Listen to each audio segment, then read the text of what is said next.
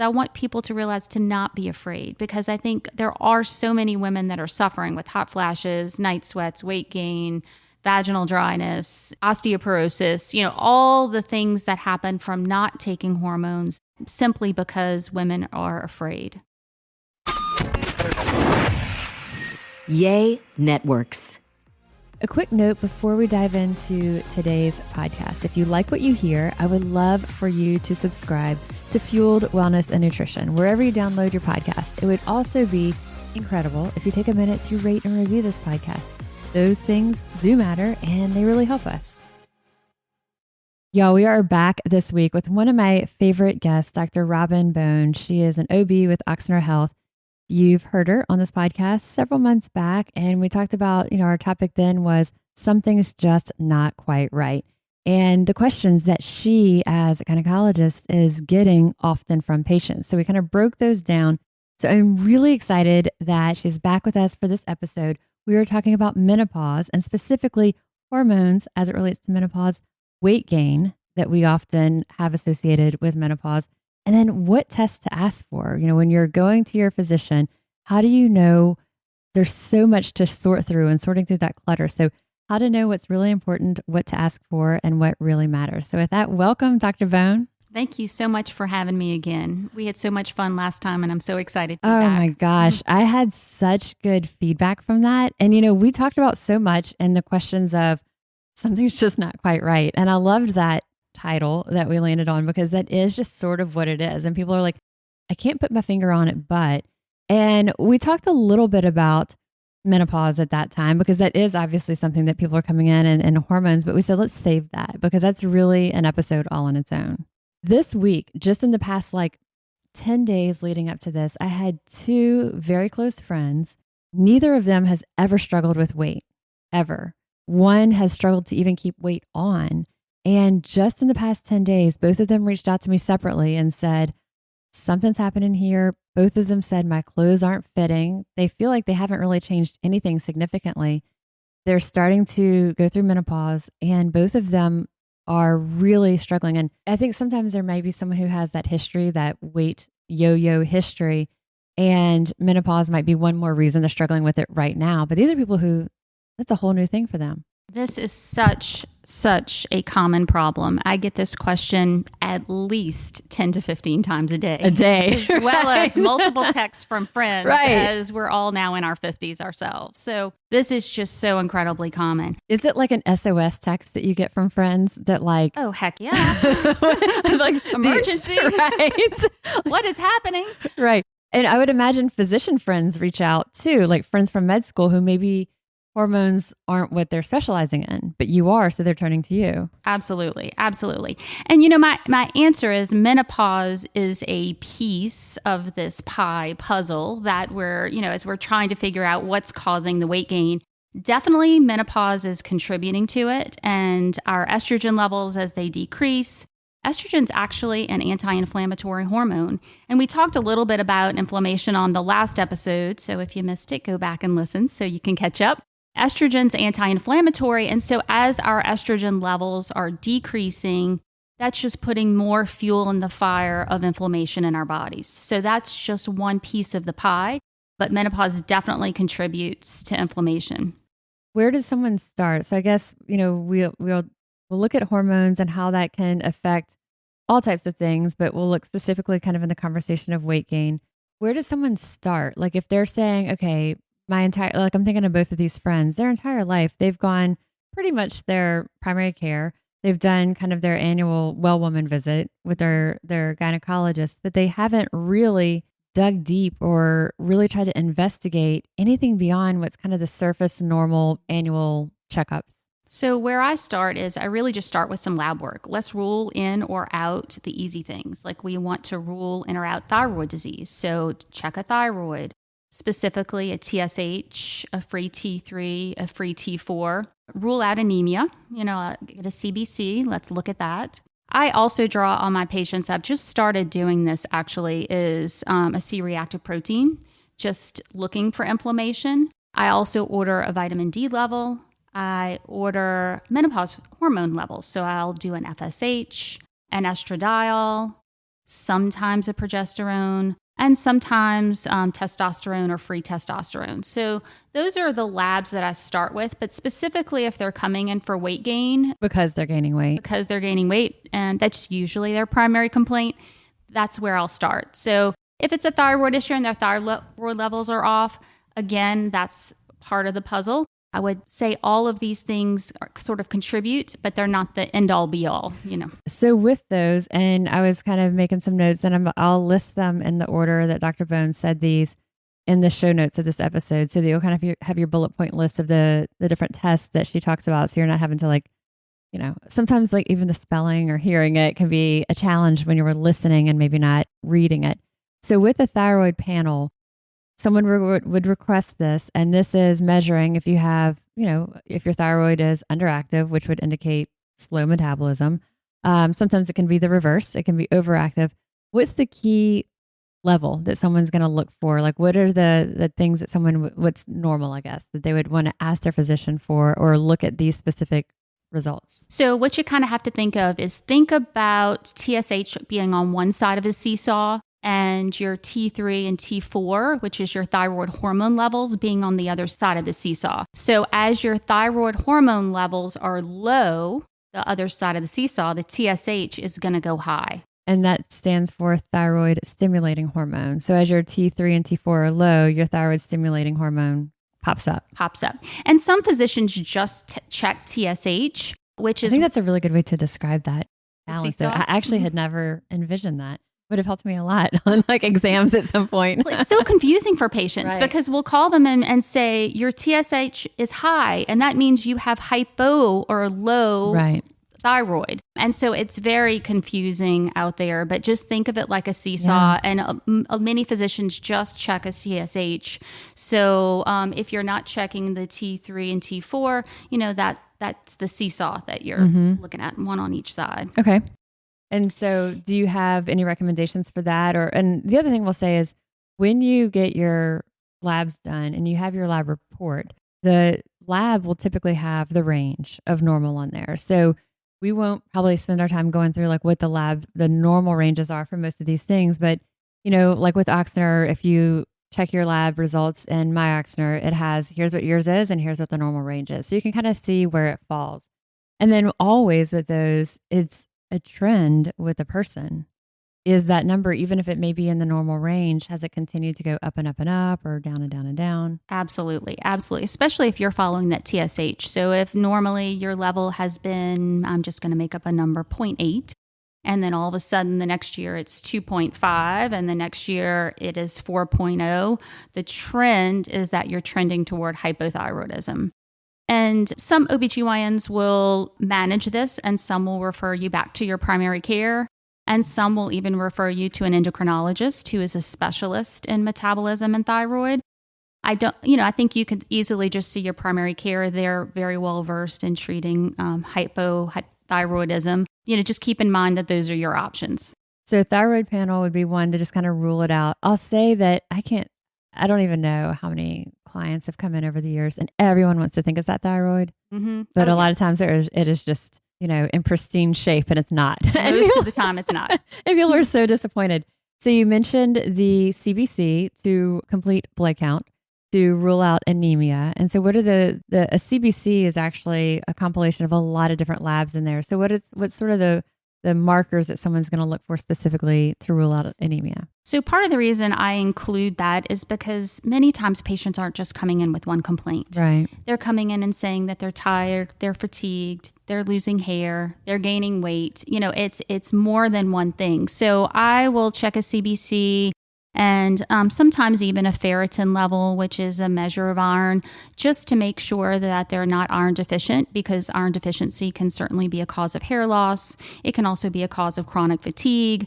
So I incorporate that many times in my labs, especially if the patient's complaining of fatigue. It's also not something that people get checked a lot, ferritin.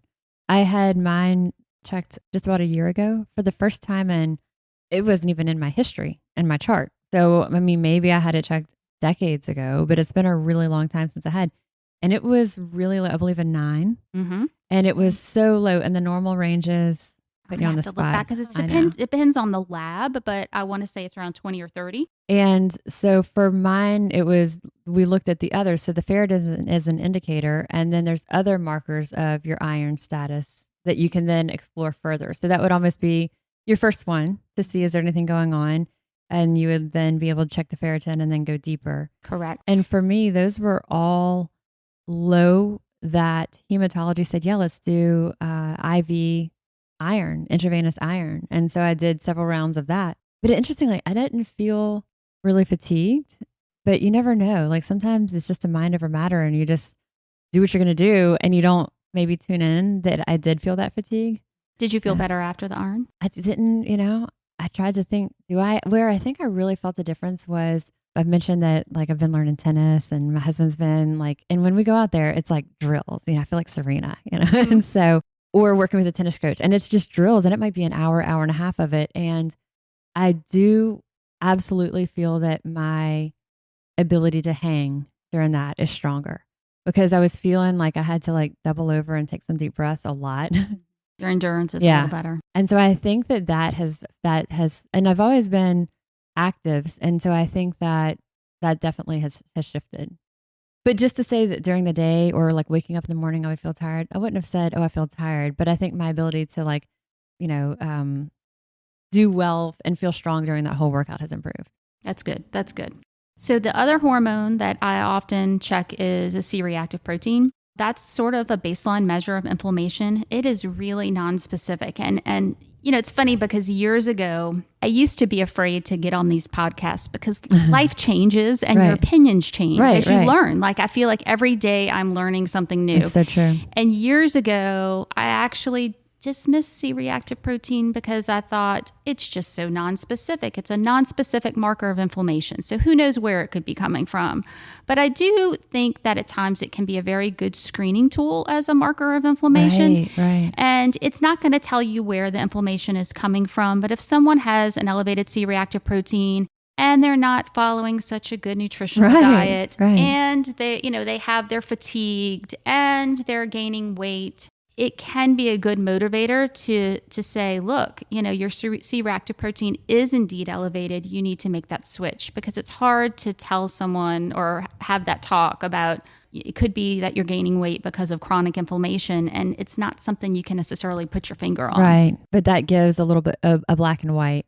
The alcohol free for 40 challenge, we do each year. When I put myself through it the first year, I actually did just 1 week because I was like, let me just see. First I did all my results and it was after like in December, which like New Orleans drinking in December.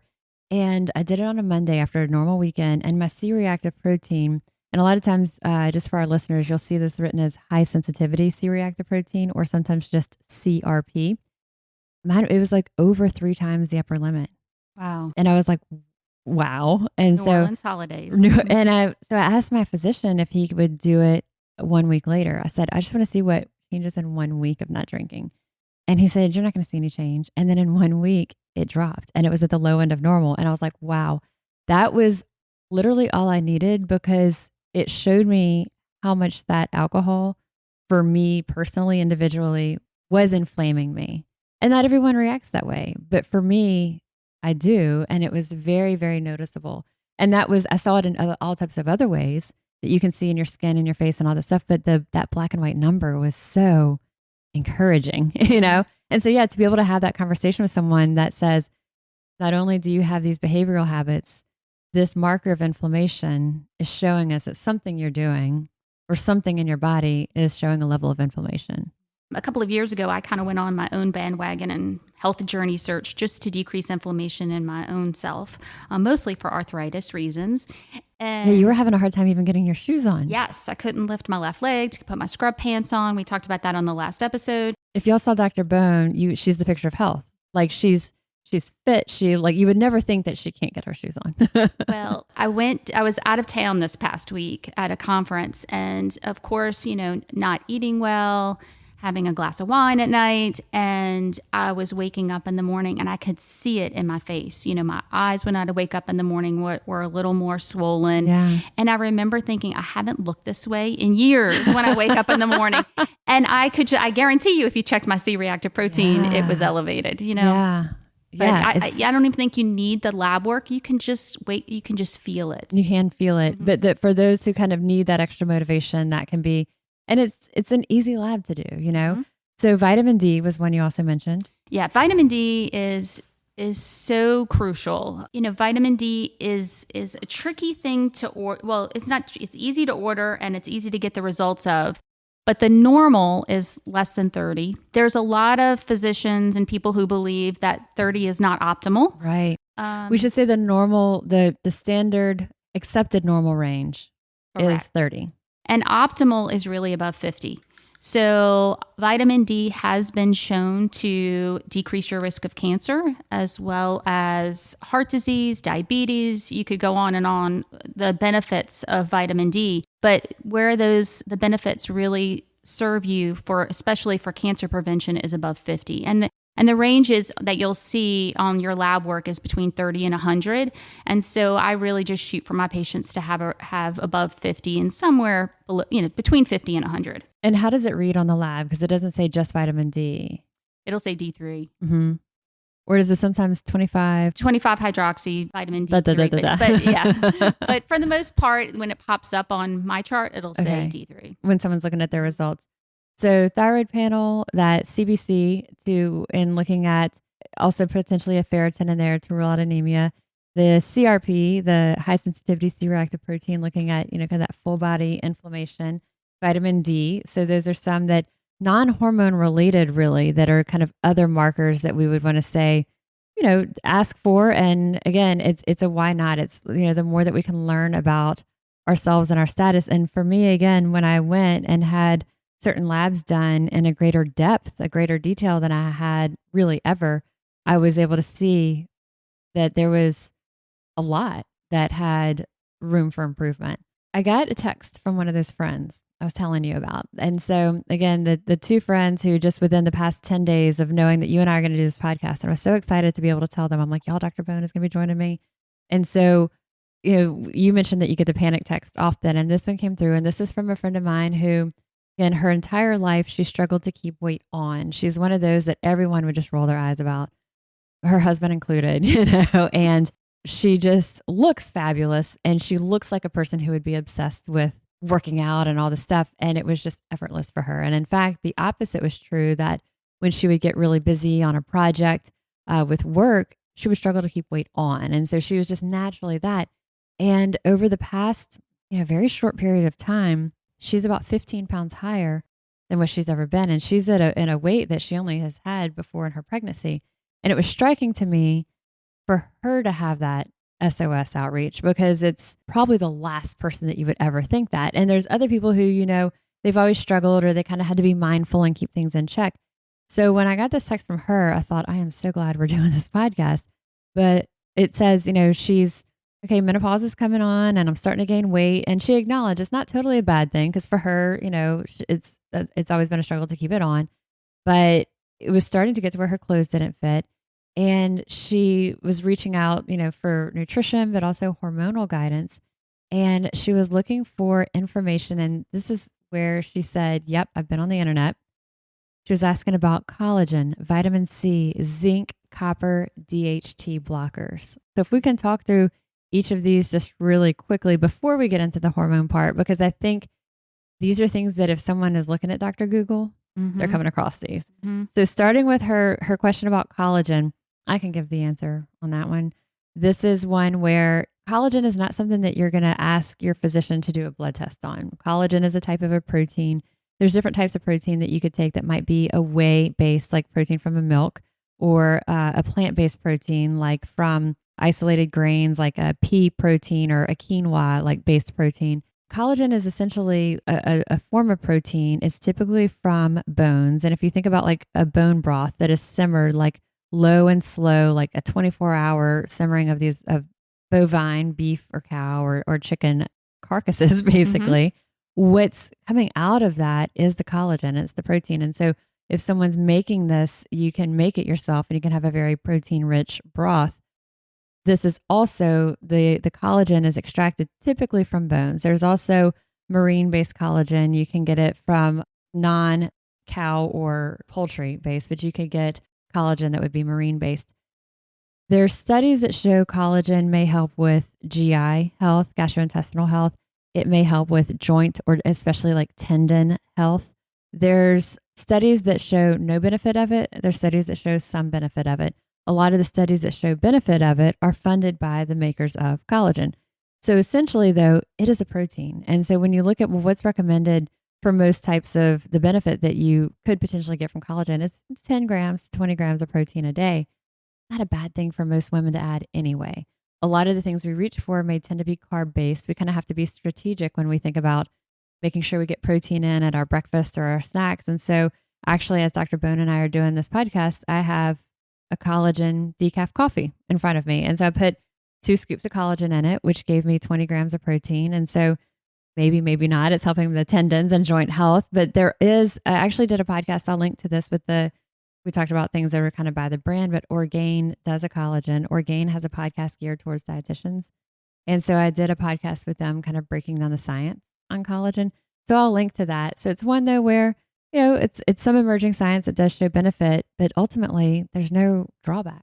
I feel the same way. I actually put 2 scoops of collagen in a big water that I take to the office every day. And I just look at it like it's an extra way of getting some protein. Right. I agree that there's a lot of debate about whether or not it's beneficial or not, but it's not going to hurt me. Right. And it's just a way of getting extra protein. There's so many other things that we roll our eyes about, or there's a lot of debate and they have a lot of potential harm. This is and it's actually a very high quality source of protein. So when you look at how well proteins are digested and used and absorbed by the body, whey protein is one of those. That's a very high quality protein. Also pea protein is, and collagen is. So so for the friend who texted me, yep, roll with collagen. Yep. For other questions, vitamin C, zinc, copper. Let's start with vitamin C. So I think vitamin C is a good thing to take. And actually most dermatologists will tell you that too. It's really great for the skin. It's also really good for your immune system. So I think that taking but if you take too much, it can cause loose stools. So if you start having loose stool and you're on a lot of vitamin C, back down a little bit. But anywhere between 500 and 1500, I feel like you're pretty safe with taking as a daily supplement. That's not something that someone would have any lab work done because it's excreted so quickly. Like there's not stores. You don't store it. Right. You use it. And then if you don't need it, you just excrete it out. One of the things I always thought was just like an entertaining phrase was the bowel tolerance test. And that's what it was called. It was vitamin C.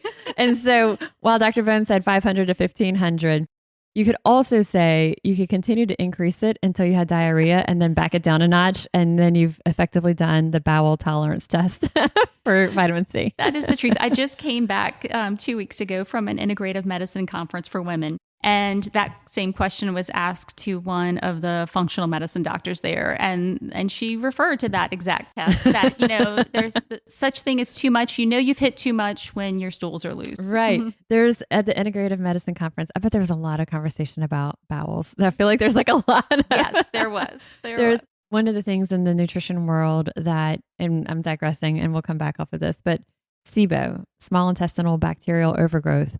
I feel like almost everything, it all comes back to SIBO, sort of how there's like there's one thing, it all comes it could be any issue. And then you're like, okay, but that could be tied back to SIBO. It's like the gut biome and it all comes back to the gut. Is all related to the gut. Yes. It is, we have so many bacteria that are in our gut. And you want good bacteria, right, to be in the gut. And when you are out of balance, or you can Google, or you probably have heard of leaky gut.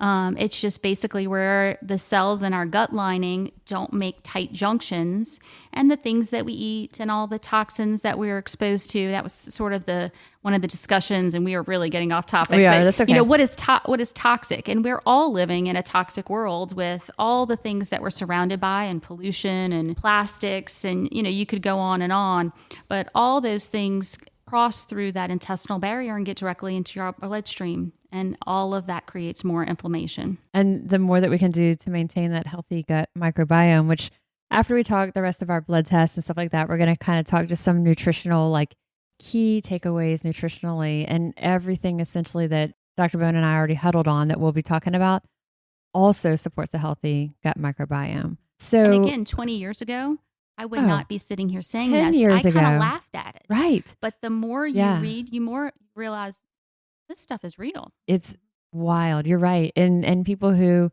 2 decades ago who said they had a gluten sensitivity, you were like, oh, come on. And now you realize, yes, this is legitimate. And then leaky gut, you're right. It was like, it got an eye roll.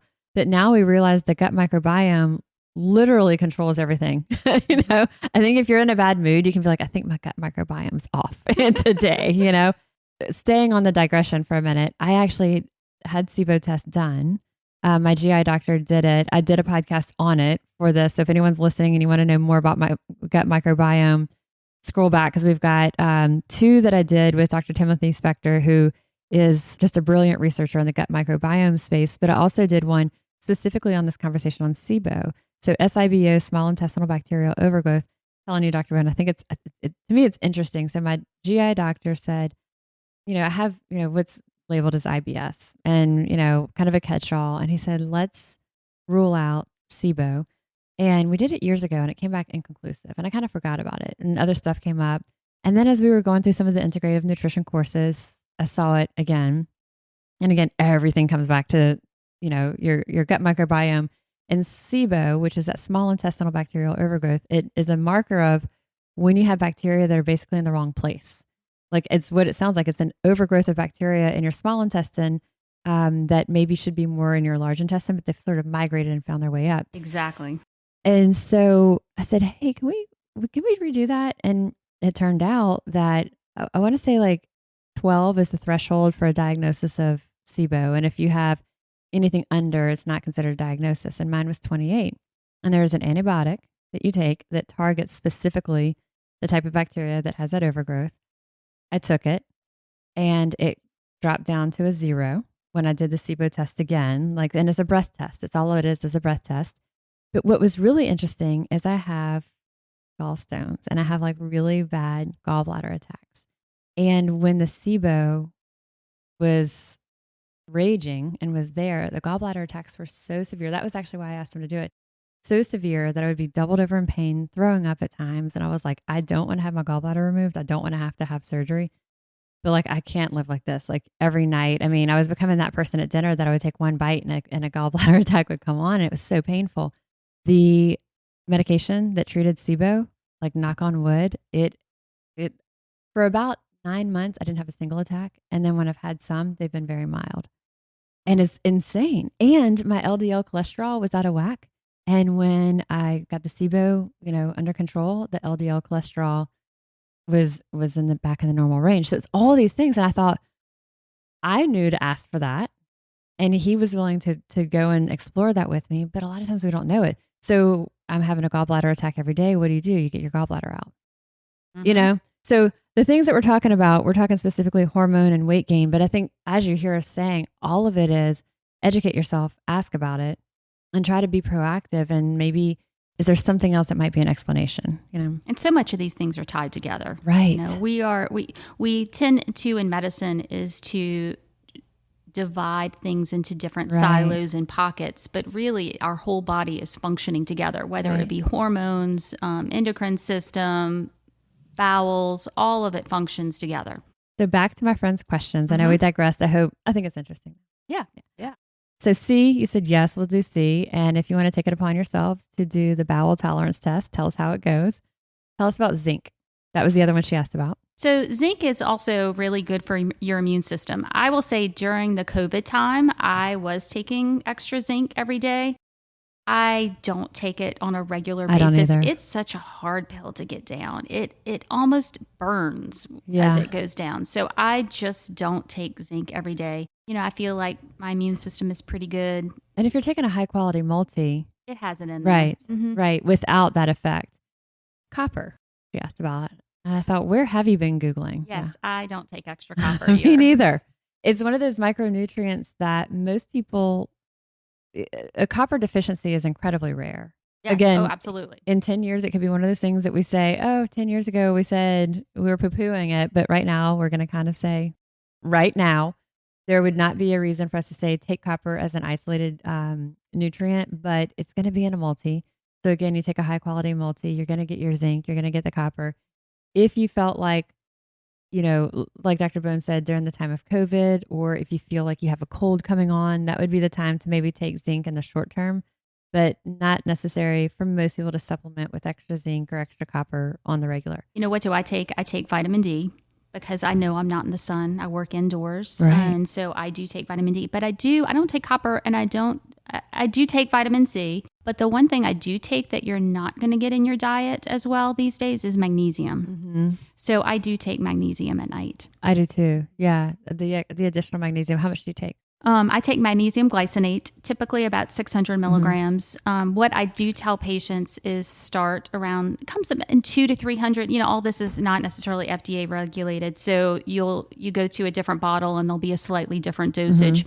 So I'll say get 200 to 300 milligrams. Start with that at night if you tolerate that well. And because magnesium can also cause loose stools, then go ahead and go up to 500 to 600 milligrams. Magnesium also helps our muscles relax, essentially. And so some people may find that it helps them with sleep because it's a little bit of that muscle relaxation. Absolutely. Like you would think of like an Epsom salt bath or something like that. DHT blockers. That was the other thing that was in my friend's text message that she's been looking at on Dr. Google. Yeah, so I'm assuming she's asking that because maybe she's having some hair loss. Nutrafol, spironolactone. Nutrafol is over the counter. You can just order that online or at stores. You can get it. And we'll give a plug because they do sponsor this podcast. So you use the promo code FUELED. And that was not, that's Dr. Bone's own recommendation, not related to that. Yeah. Nutrafol is really good for hair loss. It has a whole bunch of things in it. Horsetail and saw palmetto and all kinds of things. Things that you're not going to get in a multi. Exactly. That's all thrown in there. And it has proven studies that it helps with hair loss. That's easy to get over the counter. Spironolactone is also helpful for women. That is a prescription blocker that blocks that dihydrotestosterone. One thing we didn't talk about, that kind of going back to the basics, is a lipid profile. And so lipid profile or lipid panel being the cholesterol panel and triglycerides. So one thing that's really interesting, speaking of women going through menopause, that you will see a trend is triglycerides can start to creep up. Also, HDL can start to lower. And one thing that I didn't mention is a hemoglobin A1C, which is really a marker for how your blood sugar has been doing over the last 3 months or so. So I think those are really good markers that look at carbohydrate metabolism. If you're eating a poor diet and you're menopausal and you're inflamed, look at the triglycerides because the triglycerides do tend to be elevated in those patients. So you would get your triglyceride level would be through that lipid panel. And then the hemoglobin A1C would be looking at a measure basically of blood sugar balance over time. So those are all of these again, y'all. I'll put kind of a bullet point list of these in the show notes of the episode. So we've talked about thyroid panel, lipid panel, ruling out anemia, hemoglobin A1C. And one thing about hemoglobin A1C, I don't mean to interrupt you, but it's good.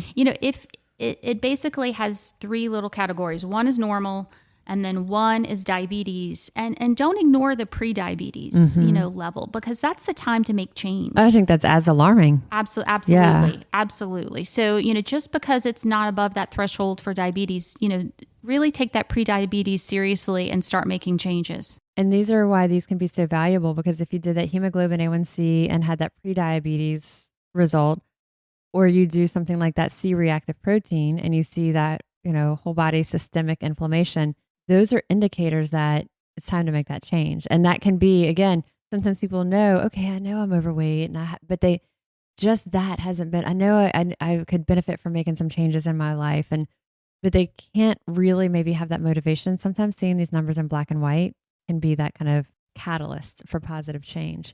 I remember you told me a story about how you were monitoring your glucose Yes. and that made a change. Tell us that again. Tremendous. So the other friend who had her SOS text to me about menopause, I was able to kind of relate with her. So when I did the continuous glucose monitor, this is one, and it would be interesting because, being 47, I wonder what it would have been like in my 20s and in my 30s, how different it would have been to now. But essentially what it showed me is when I eat a carbohydrate, even if it's not a high sugar carbohydrate, if it's a starch or if it's, it raises my glucose levels significantly, and they hover high for a while. And what brings it down is movement, and it doesn't even have to be heavy duty movement. It literally could be a 5 or 10 minute walk in the neighborhood. It could be a stroll, not even an exercise brisk walk. Even doing the physical therapy moves that are like baby Jane Fonda's. I mean, they're not even like intense. They're like laying on your side doing the clamshell kind of things, like with the bands that are physical therapy prescriptive moves. They're not that hard, but I've noticed when you have the continuous glucose monitor, you wear it in your arm, it syncs to your app. So I would check it. I would say, well, gosh, I ate whatever it would be. My glucose was high and it was staying high and it wasn't coming down. And then I would realize, gosh, I did 10 minutes of that physical therapy and now it's down in the normal range, not even intense movement, but just getting your muscles going. So for me, that was very, very telling that when I do have carbohydrate, it is, or a starch, it's a beneficial thing to have it at a time that I'm also going to be moving. And that kind of makes sense. You would think you're going to use up that, your muscles are going to use that carbohydrate for energy. But for me, I saw how much it stays elevated in my bloodstream until I'm actually having that movement. At night, if I had even the smallest bit of that 12, 15 grams of carbs, which is not a lot, it's like a slice of bread worth of carbs of these particular like low sugar, gluten-free cookies that I was testing out for a segment, it was hovering in the 140s, like the caution range for like 6 hours into the night. And so when I switched that to something that didn't have really a carbohydrate content to begin with or at all, it dropped down into the 90s.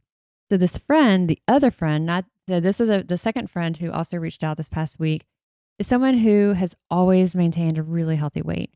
She's always been very active. She does exercise on a regular basis, strength trains on a regular basis, keeps an eye on her nutrition, but she's always just been in phenomenal shape. And over the past probably 8 months, she's gained about 15 pounds also. Her clothes aren't fitting. And she's like, Molly, I'm not changing anything. And I've been, I've been going relatively low carb and this and this and this and this. I shared with her that story about the continuous glucose monitor and this little just smallest bit of carbs. And she said, wait a second. Her husband loves air pop popcorn and he does it like in the skillet or like on the stovetop. And she was having a couple of cups of that at night. And I was like, you know what? Just try it. It's one of those things that sounds so stupid and so trite and small. And you feel like, gosh, who's going to have air pop popcorn and think that that's a problem? She's thinking that's healthy. Yeah. And so I said, I know it sounds insane. And on paper, it makes no sense at all. And if you look at the math of it, how many calories this adds or the carbs and the big scheme of things, it's truly one of those objectively, we would say this doesn't matter. And so just before you and I started the podcast, I said, let me reach out to her and see.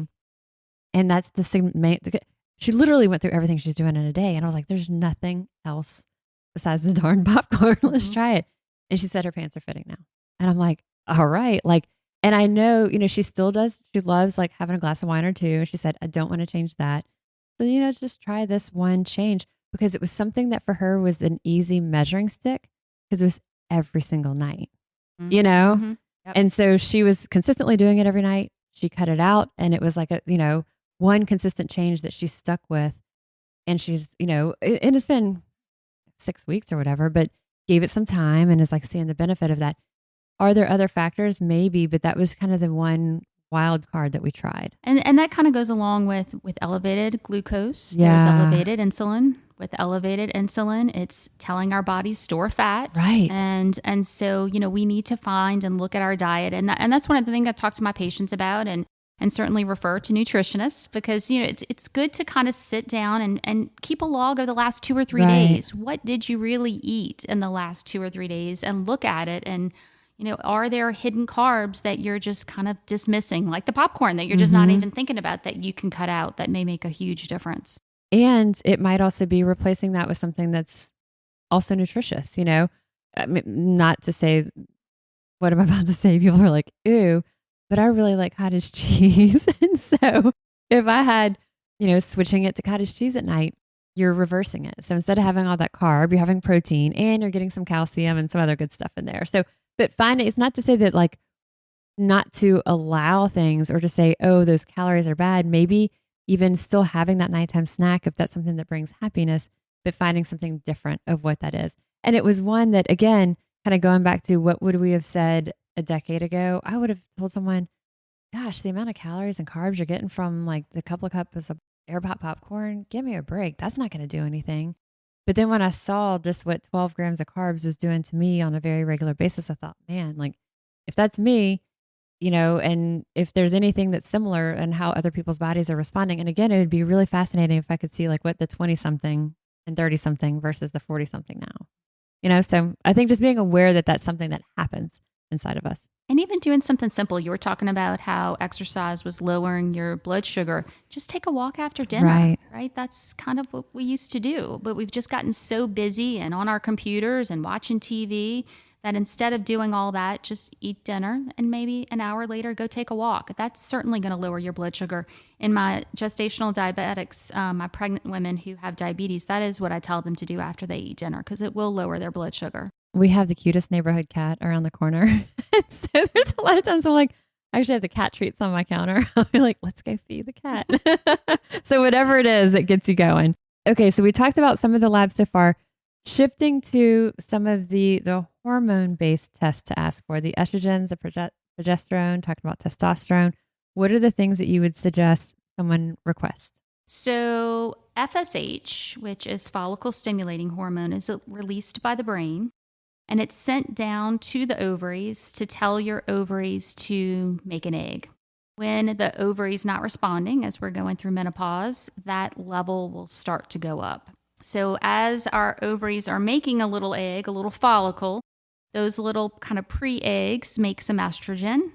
And then after we ovulate and the egg gets released, and hopefully to get pregnant, as when we were younger, what's left over is making progesterone. Estrogen and progesterone definitely depends on when in your cycle that you draw the lab can show different results. So if I check an estrogen or if I check a progesterone at the very beginning of the cycle before I ovulate, my progesterone is going to be low. But as we go through menopause, like I said, what happens is your FSH increases because it's telling our ovary make an egg and the ovary's not responding. So our brain says, hey, I'm going to send out more messengers to the ovary.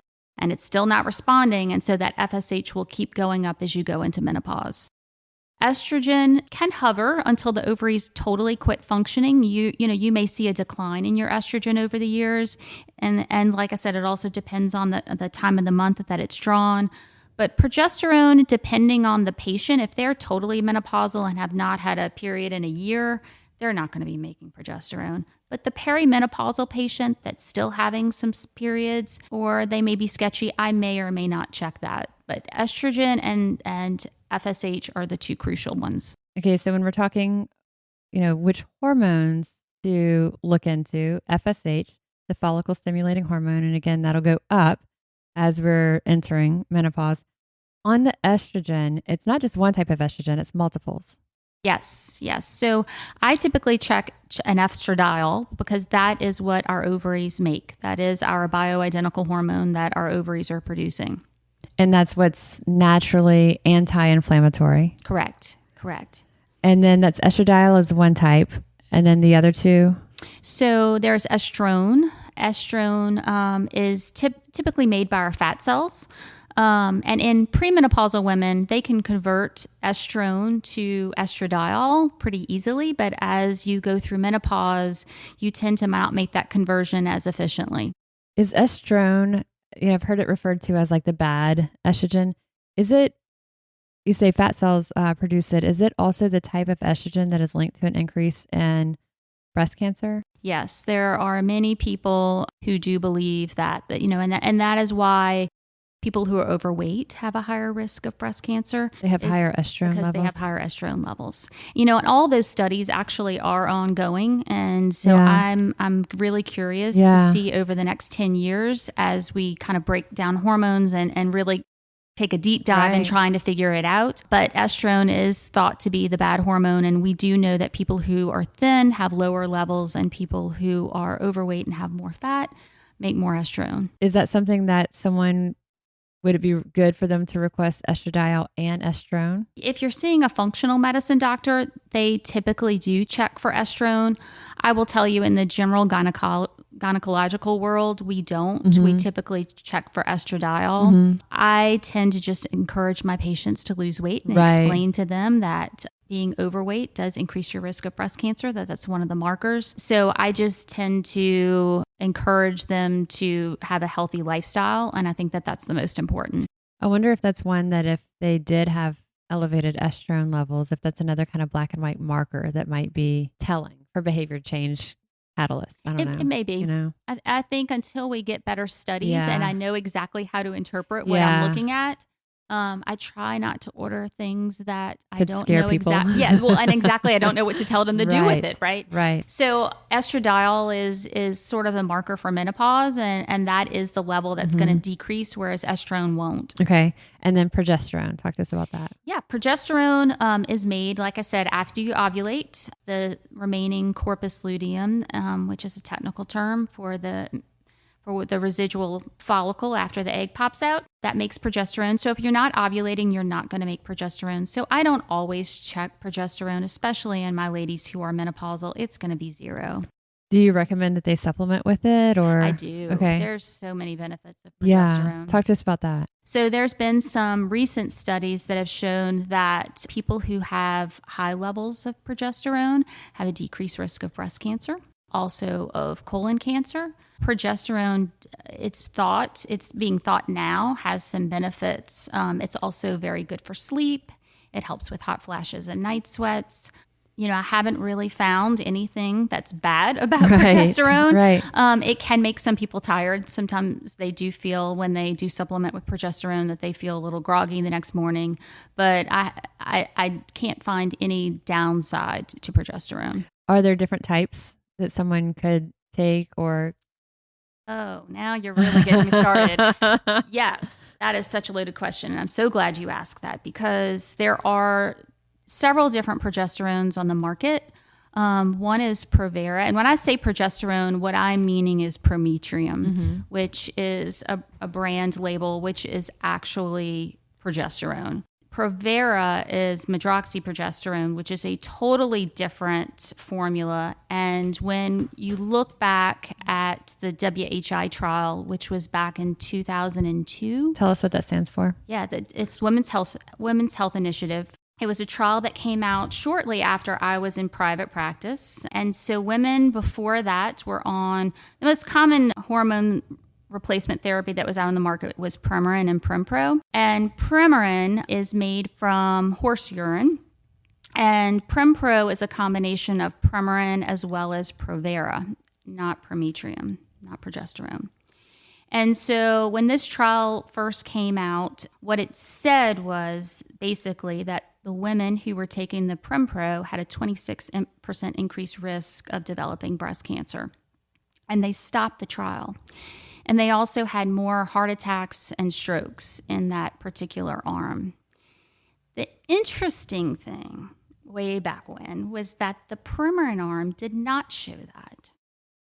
And I remember being young out in practice and thinking, okay, but you know, everybody was jumping off their hormones. It was all over the Today Show. Because the hormones were like the lifesaver for people. Oh my gosh. It was like the fountain of youth. Right. And now the headline was, your hormones are causing cancer, your hormones are causing cardiovascular disease, your hormones are causing stroke. And so everyone was jumping off their hormones. And I remember thinking, this just doesn't make sense, because if estrogen is supposed to be the bad guy, then, because it was all blamed on estrogen, then why is the estrogen only arm not showing these things? So fast forward, and that's all you heard. So women jumped off their hormones. You never heard anything more, but there were some ongoing studies and subsequent studies since then. One of those studies was out of Europe, and this came out in 2005. But about 3 years later. But my complaint is you didn't hear this on the Today Show, right? Is that they compared estrogen and estradiol and Provera to estradiol, and prometrium. So there was a head-to-head study. And explain the difference between those two. They're just two different progesterones. Okay. So the women were on estrogen, but one had Provera, which is, I'm going to say, going on a limb saying now, that is the bad progesterone. Okay. And then prometrium, which is Bioidentical. Bioidentical progesterone that our ovaries make. Our bodies do not make Provera. But the reason why it was combined, so you're thinking, why was that even invented in the first place, is because it does have some good characteristics in that it prevented uterine cancer. So when you give estrogen to a patient without giving some sort of progesterone, whether it be prometrium or whether it be Provera, it can stimulate the growth of the lining of the uterus. And if you don't have something to counterbalance that, it can actually cause uterine cancer. And we were doing that before we knew. Doctors were doing that a long time ago where they were giving it estrogen and not giving progesterone with it. So we quickly learned, don't do that. And that's where Provera came about. In this, getting back to the difference between the two, so Provera does help prevent uterine cancer, but it is inflammatory to our blood vessels. It can cause breast cancer. It kind of binds to the receptor and turns on the receptors in the breast to develop breast cancer. And what we're talking about is specifically the Provera. Which is almost you would call it maybe like the synthetic version. Correct. Okay. And it's not that all women who take Provera are going to have heart disease and have breast cancer. It just puts you at increased risk. Bone density. Well, the estrogen is what's really good for the bones. So in this study in 2005, which was a European study, they compared the two. The Provera arm did show an increased risk in heart attack and stroke, and the prometrium arm actually showed no change, over a baseline patient who was not taking hormones. So I think those were some reassuring evidence that estradiol and prometrium, those bioidentical hormones, are safer than what we thought, and that it provides that safety net that we're not doing any harm to our patients. And there's been a lot more studies since then. Right. Yes. Okay. And so looking at the estradiol and looking at the prometrium, which are what we would refer to as the bioidentical forms of estrogen and progesterone, talk to us about the protective effects of these. Or the benefits. So, the main... And also, I'm sorry, for people to not be afraid of these. And that is the whole point of me saying this, is I don't want people to be afraid to take hormones. Yes, if you have breast cancer, these hormones, they do bind. What I think about estrogen and progesterone is it doesn't necessarily cause the cancer. But if we do have estrogen receptors in our breasts that, when we were 10... we didn't have breasts. Then our ovaries started to make estrogen and our breasts started to grow. So if I happen to develop a cancer in my breast that has an estrogen receptor, it can make that cancer grow. It adds fuel to the fire. But there are many scientists who don't believe, and including myself, that don't believe that the evidence is there that the estrogen actually causes the cancer in the first place. But certainly it can add fuel to the fire. And I think about that because even 20 years ago, I remember thinking, well, if estrogen is the problem, right? Our estrogen levels are higher when we're younger. So why is breast cancer a greater risk when we're older? And the other thing I talked to some of my surgeon friends, my breast surgeon friends, is that when all these women jumped off their hormones 20 years ago, we should have seen a dramatic drop in breast cancer, and we just haven't. So again, all this research is ongoing. There's lots of controversy. Honestly, if you ask 5 different OBGYNs, you're going to get different answers. If you talk to an oncologist or, your internist, you may get different answers. So the reason kind of for bringing this up is, read the literature yourself, do your research, ask the questions. Don't be afraid of hormones because there are so many good benefits. But I think even when there are so many different opinions, it seems like when we're speaking of the bioidentical and, for example, the prometrium, the bioidentical progesterone, you mentioned that it can really help people sleep. It can help with hot flashes, night sweats. That is a comfort that a lot of people are looking for right now. And these 2 friends who I said just in the past week have been hitting the panic button, both have expressed that they're having hot flashes, night sweats. they're having trouble sleeping. And both of them have said, I'm afraid to start taking hormones. And so this is something to have that conversation with your physician. And when it is something like the prometrium, the bioidentical version of progesterone, it sounds like you were saying a bit ago, there's really not a reason not to. Most recently, there's a NAMS, which is one of the menopausal societies, just came out with a new recommendation like regarding a position hormones. paper. A position paper. That is exactly what it was. And I love it. And because basically what they said was that there may be to talk to your doctor and weigh the risks and benefits, mostly to see if hormones are right for you. So they kind of backtracked a little bit, whereas before it used to, what did I always say? Take your hormones at the lowest dose for the shortest duration. That's kind of what was preached the last 20 years.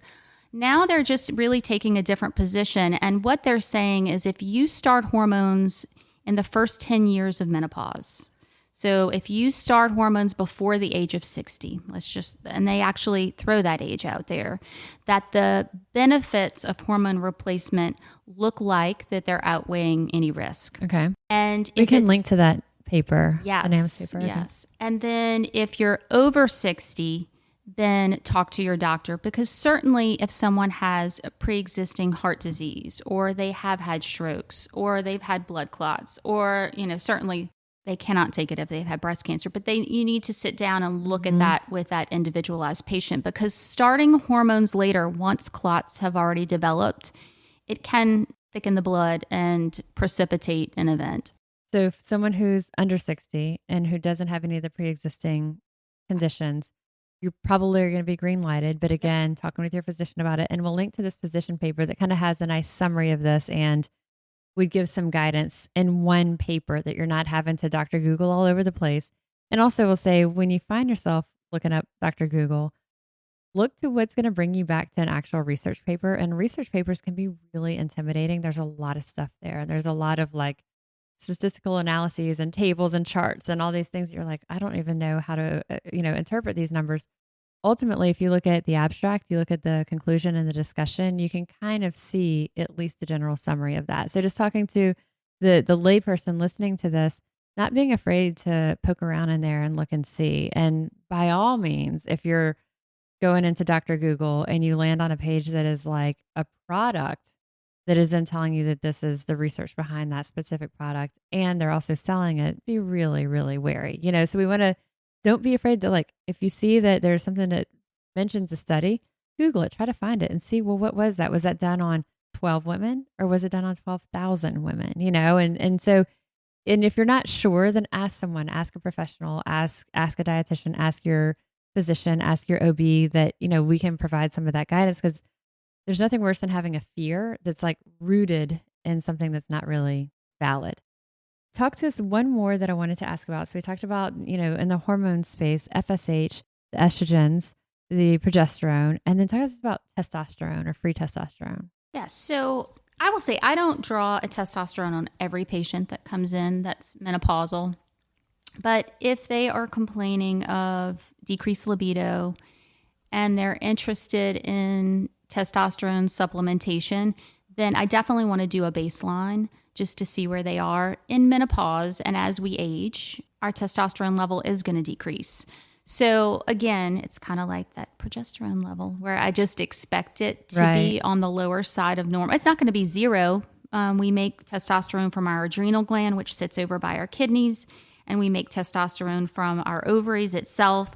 Well, that ovarian production is going to decrease with menopause, but we are getting testosterone from other sources. And so we will have some testosterone, but it may be low. And so if a patient has decreased libido, then I definitely check it. If they don't have any symptoms and they're not interested in supplementing with testosterone, then I don't. Have you had women who say they felt a lot better taking it? I have. So I've had women who it's helped with fatigue, and it helps with a boost of energy, and it does help with libido.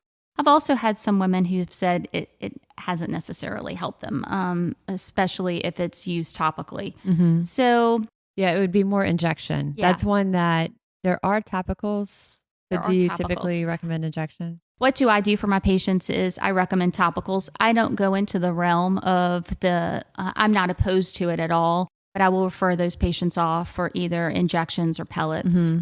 Again, I'm still trying to figure out my own self as all the research comes in on this is a fairly new territory where women are receiving testosterone or in the form of pellets. I do think there's some evidence out there that it does help with muscle and it gives you energy and it helps with libido. It can also cause acne and hair loss.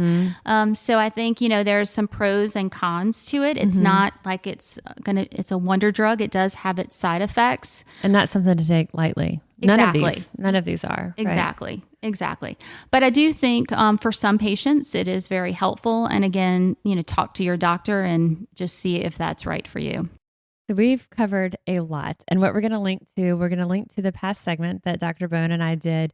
And in that was the segment that we mentioned earlier that was something's just not quite right. We talk about a lot of kind of the common questions that she gets, also that our nutrition team gets. In there, we also talk about nutritional approaches. So if you're like, wait a second, y'all didn't really talk about food or nutrition so much, we cover a lot of that in that other podcast. I'll link back to that. I also mentioned I'm going to link to the Collagen podcast. Then we'll also include the link to the position paper that Dr. Bone just mentioned, has like a really nice summary.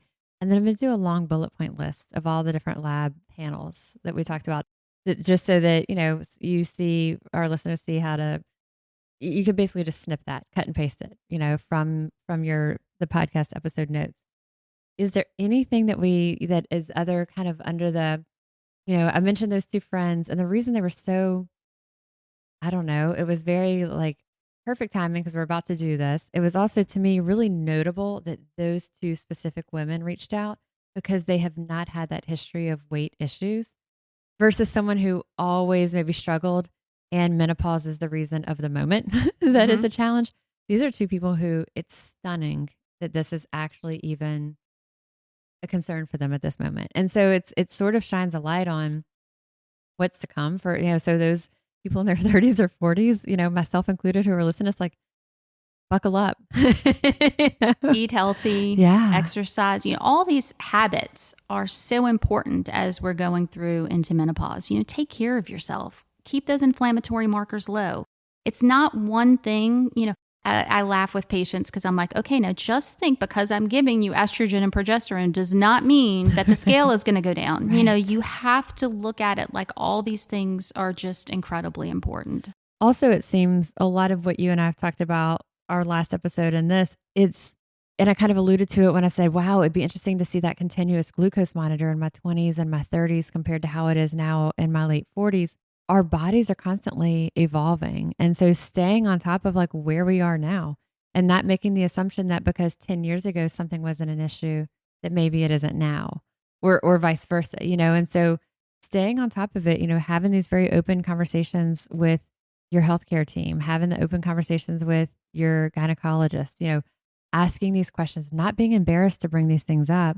And also if you've been seeing someone, and I think a lot of times there's that familiarity.